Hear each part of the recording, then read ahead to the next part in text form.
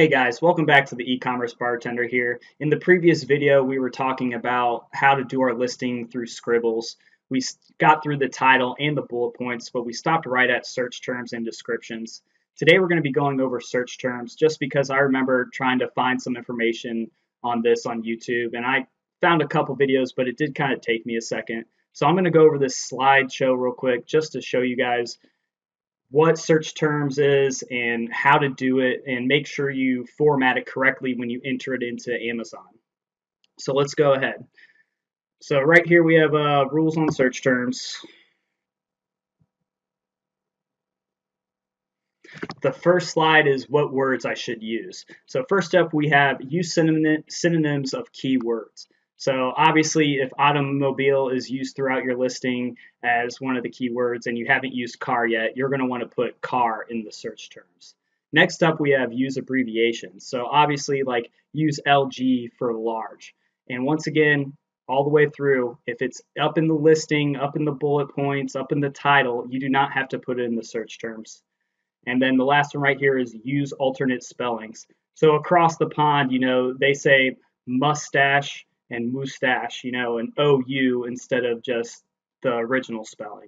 So right here below, we even have color and color, the OUR is different. You can use these kind of words in the search terms. So let's go over a little bit of things you should not use. Do not repeat words. For this example, magnetic ball, magnetic cube, you should be using magnetic ball cube just because of the fact you use magnetic twice up here, and that's not necessary. Another thing in there is brand names. Don't use brand names like Sony, like Tide. They're not going to register, and there's really no point. Next up, we have do not use plurals. So use car and not cars. So the S is not going to be registered. And then the final thing we got is subjective words. So like most and best, they don't register as well, so there's no point in using them. All right, let's go. What should I not use part 2? So keywords from listing, I already went over that. And then misspellings, if people are spelling magnetic wrong, there's no point in putting that in there. And then we also have foreign languages like Spanish. We really don't need to use that. And punctuation. There's no need to separate these words by commas or periods or anything of the sorts. It's just straight to the point, straight words. No one's going to see this on your listing. It's just to help Amazon, target what you're trying to sell. So just be careful when doing this and use as many keywords as you can. It can get hard.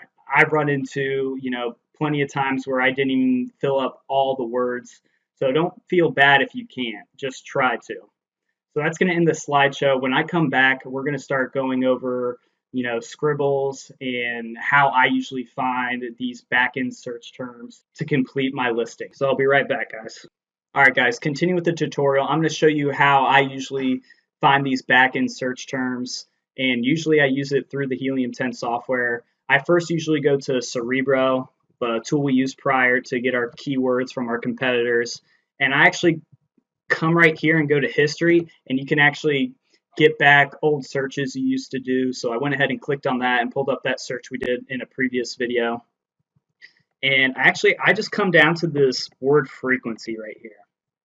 This word frequency you're going to go through, and you're going to see how many times these words, like the number 5, obviously it's telling you how many times it's been used throughout all the keywords down there below. So I usually go through this, and I can find most of my backing keywords through using this technique. So once I do that, I come back over to Scribbles, and I start writing it down.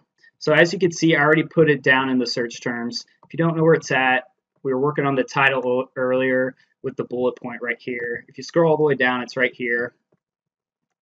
And basically, I put in spinner, spear, bead, desk, stick, buckyball, small, tiny, buckyball, rainbow, the color, because people have been searching, rainbow magnetic balls, so that's going to come up.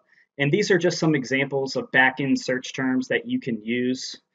So don't overthink it, guys. It's fairly simple. Don't make it harder than it needs to be. Search terms is one of those things I kind of stumbled on because I valued its importance way higher than I needed to. So just don't overwhelm yourselves on this subject. That's going to sum up the video today. I'm going to remind you guys there's only 2 calls per month that you can schedule, so everybody can get a consulting call. If I see you on there more than twice, I'm just going to kick you off. Get ready for the final video of the listing, which is going to be the description. We're going to go over that tomorrow. So you guys have a good day and take care.